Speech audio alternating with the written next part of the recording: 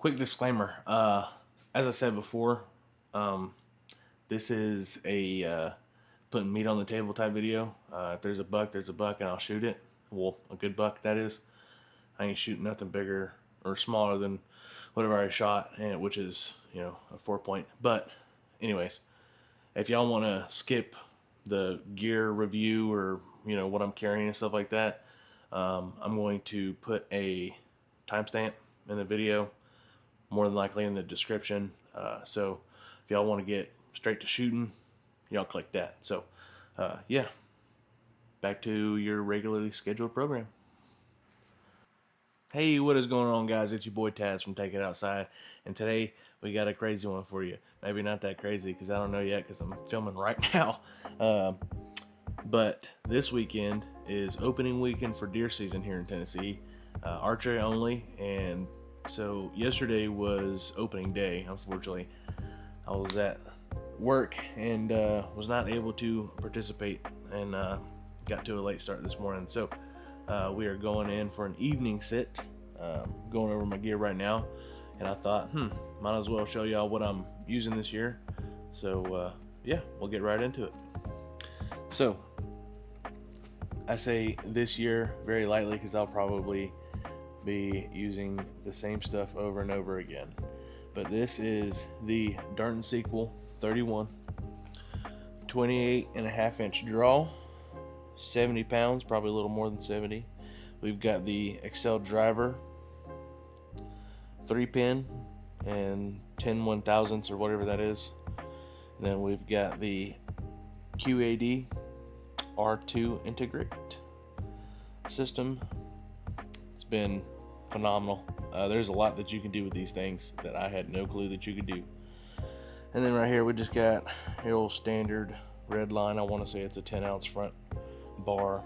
I want to say it's a 8-inch total length. And then we've got the Alpine 3-arrow quiver. Apologies for that. And then for arrow setups, we have got some custom made arrows from my guy Kenny and his son Dalton up at Top Flight Archery in Jackson, Tennessee. So we are rocking the Easton 5.0s with the custom fletchings. We've got a left helical. I don't know what degree it is. I kind of just told him what I needed, and he fixed a lot on my bow, and he hooked up some custom arrows for me. I want to say this company is called the Fletch lighted nocks. I think they're 18 grains, blue, standard plunger, yada yada. Recommended by Kenny, so went with that. And then for broadheads, we've got the Iron Will single bevel, left bevel with bleeders, 100 grain up front. With this arrow setup, I think we're at 482 grains, and then a 16.5 FOC. So this thing will punch through anything and everything here in the US. This will be my first season rocking them. So yeah, but all iron wheel components, steel components at that. So shoulder blades will not be an issue for me. A little bit about Kenny. It's just him and his son. That's it. Just him and his son. Appointment only, one-on-one. Like, that's the only way you're getting in with him. That said, super easy guy to work with. If you want to follow him on Facebook, do so. Tell him Jacob sent you. That is my name if you didn't know. And he will hook you up. He's a wizard. I had multiple issues with my bow from other pro shops. I say that very lightly because as I told him, I just felt like a number, and they were just trying to rush me in and out as quickly as possible and just make money. He found multiple issues with my bow, like I said, and each issue that he found, he showed me the issue, why it was an issue, He showed me what he was going to do to fix it. He showed me how he fixed it and the result after the fact. And I will try to post a picture. I'm not sure if I can. My editing skills are not that great, but we had about a 5-inch like diagonal tear about like this.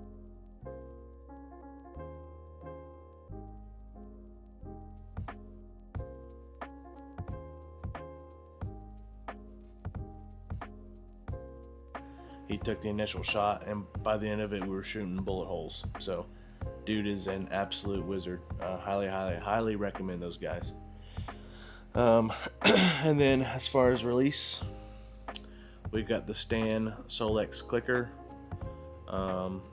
Beforehand, I just kind of had your standard, index release that just, hinged in the middle. But after doing some research and stuff like that, everybody recommended, having an open release, yada, yada, yada. Obviously being a new archery hunter, I kind of figured that I was going to have some target panic. So I got this. Once you get to a certain pressure, you'll hear a click. It's only really audible next to your ear. And then you keep falling through your pressure, and then boom, it'll release. It's been a great release. Absolutely love this thing. The only complaint that I have is this set screw right here adjusts the, I guess, length of pull, if that's what you want to call it, but it basically adjusts this bar up and down to where it fits in the, in your hand, more or less. I guess, torque or whatever, or I don't know, but it has the tendency to come undone a little bit every now and again, and I just have to periodically tighten it up. Awesome company though. Emailed them my issue. They sent me a longer set screw. I guess after the fact they were running into that pretty frequently, so they changed that set screw to be a little bit longer. Along with that, you can adjust like where your click is, like where you hear that click, and then you can also adjust the pressure that you need. I can't give you specifics. You just got to play with it yourself and find what you like, figure out what you like. 100% leather, buckle, nice padded, awesome, no complaints. So let's see, we'll get into the trunk here. A little sneak peek over there. There's my saddle and stick setup. Whenever I go hunt some public land, or whenever it gets closer to the rut on this farm that I hunt, I'll be able to show you all that setup. But in this little Magellan gear tote that I have, I've got the Badlands bino harness with the Vortex Diamondback HD 10x42, I think it is, right? Yeah, 10x42. And then I've got the Vortex, I want to say this is the Crossfire or something like that, rangefinder. It does everything that I need it to do. Nothing fancy. Got it on sale. This thing though is pretty badass and really sharp, so I gotta be careful here. Let's see. This is the Essie Ashley game knife, full tang, super steel. It is the S35V. I don't know if that'll focus, but yep, 100% lifetime warranty, made in the USA. Cannot complain about that. That'll be my gut knife. But yeah, and then in here we've just got the same camo that I used for turkey season. I do plan on getting some dedicated deer camo when the time comes.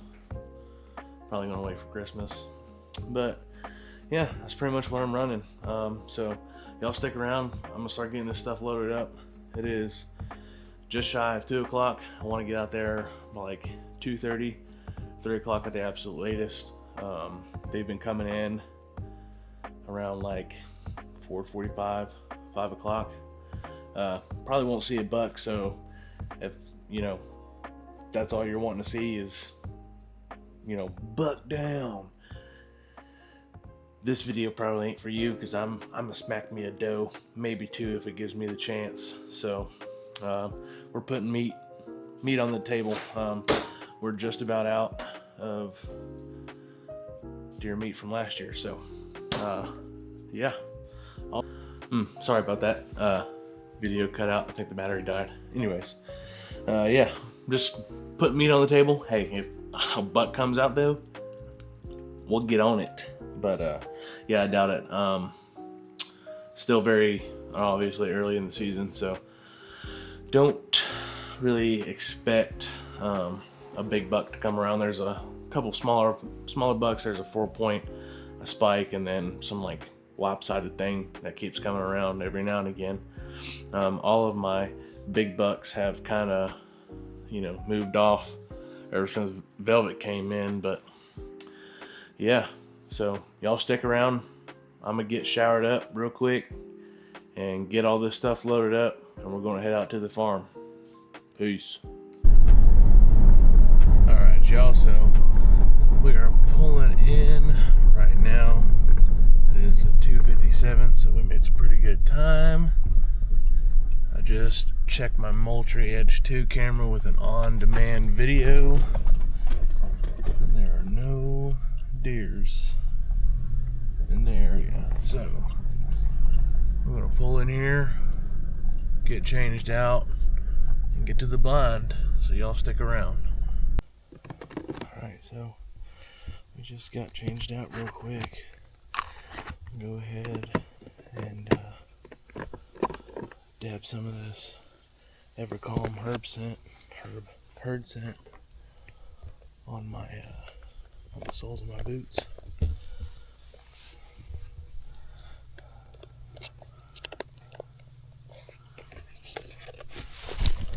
Alright, so just glassed the field real quick, and there's nothing in there, so I'm gonna keep going. I'm gonna put y'all down so I can get through this stuff right here.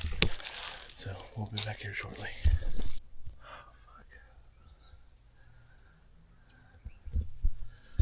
Sweat my ass off. Made it to this day, or the blind, undetected. But we get in here and there's some fucking wasps in here. I fucking hate wasps. 1, 2, 3 for sure. I have to deal with these guys. The neighbor's dogs are going crazy. Well, I just realized I was accidentally taking pictures of myself rather than recording, but one of the 3 wasps is left. Actually, I think these are yellow jackets, but there's still 2 in here. Open up this window right here. Right now it is, let's see, 3:17. About an hour and a half or so. These deer should be coming in. Like I said, I just wanted to get in here early and not risk any chances. But it's hot. I'm gonna finish setting up. I'm gonna have you on this tripod right here looking out. Hopefully y'all can see something. But y'all stick around. Hopefully next time I see y'all, we've got ourselves a dead deer.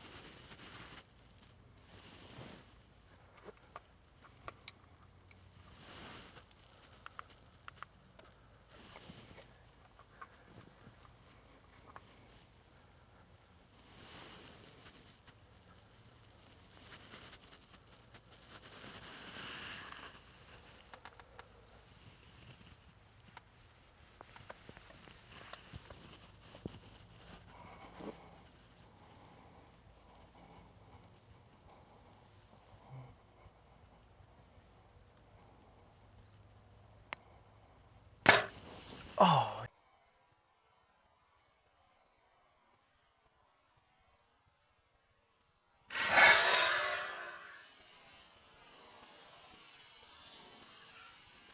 Oh, you're fucking me.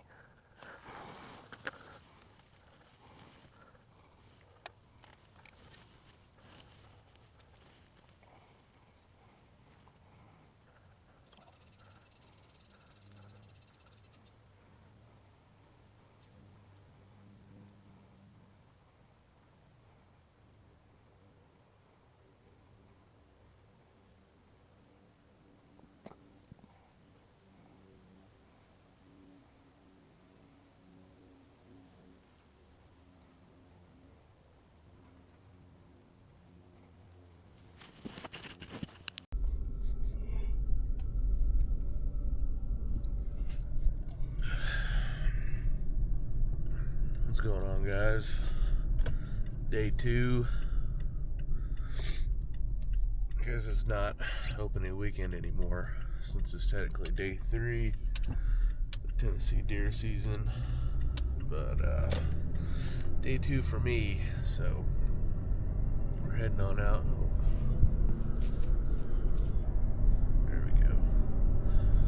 Heading on out where we were at yesterday. It's kind of strange. Only had those 4 does come in. Learned a valuable lesson on, point of aim. Had that one sail completely over that doe after she ducked it. So I'm going to get out here and see if we can see something this morning. Hopefully we see a buck. Hopefully I put the smack down on him, but you'll never know till you know. So y'all stick around with me, and hopefully we get to harvest something this morning. Alright, guys, it's about 6:05, so we are headed in. They typically start coming into that field to feed at about, I don't know, anywhere from like 6:30 to 7:30, so I'm gonna slip on in here. So we're walking in. There's already a couple does in this field, so we're just kind of hanging out until they move off.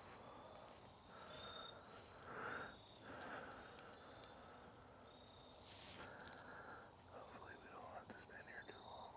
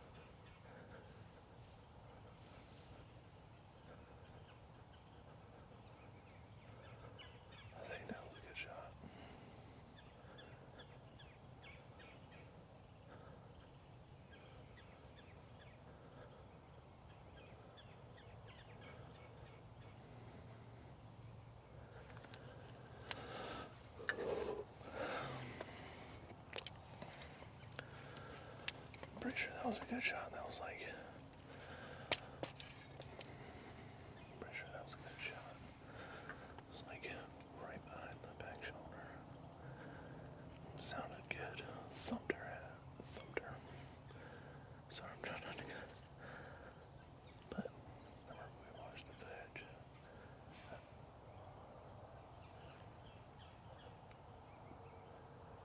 So we'll see. Going over here, we're gonna put a check for an arrow.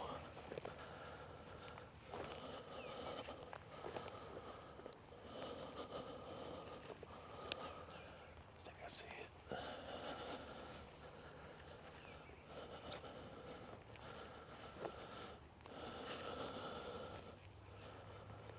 Nope, that's not it.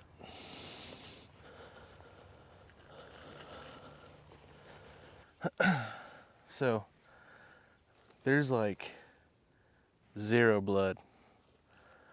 However, after like watching the video and stuff, I knew I hit her good. It sounded good. And I've been going up and down the tree line and in there, went back up in there, went everywhere. Well, rewatched the video, kind of got some landmarks. Realized that she was a little bit further up from where I thought, as far as like where she had ran off to. And I was checking this here tree line. Boom, got her. That's the first little bit of blood I've seen. I knew I heard her crash. This is the exit wound right here.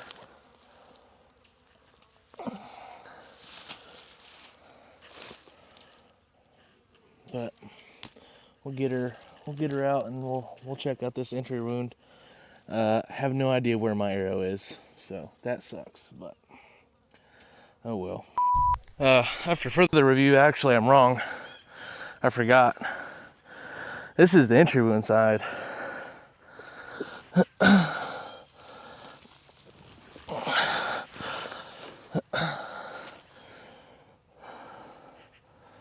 That's the exit right there. Or at least I think. She's covered up in ticks. Yeah, that's the exit wound. Man. Well, time to get her to the truck. So earlier, when I shot that doe, like I said, not much of a blood trail. Couldn't find my arrow. So came out here at nighttime because I got lighted knocks.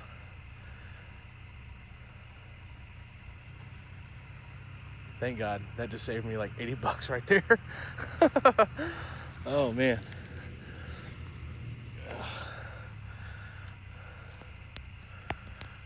Yep. Buried deep.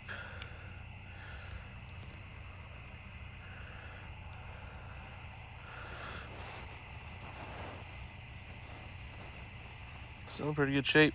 That's pretty impressive for these knocks that he recommended, because I had never heard of them before. Flex Fletch, if you're curious. Not that expensive either, only 18 grains, but the battery life is like 48 hours, legit. I mean, that thing has been out there since fucking like 7 something this morning. Pretty solid.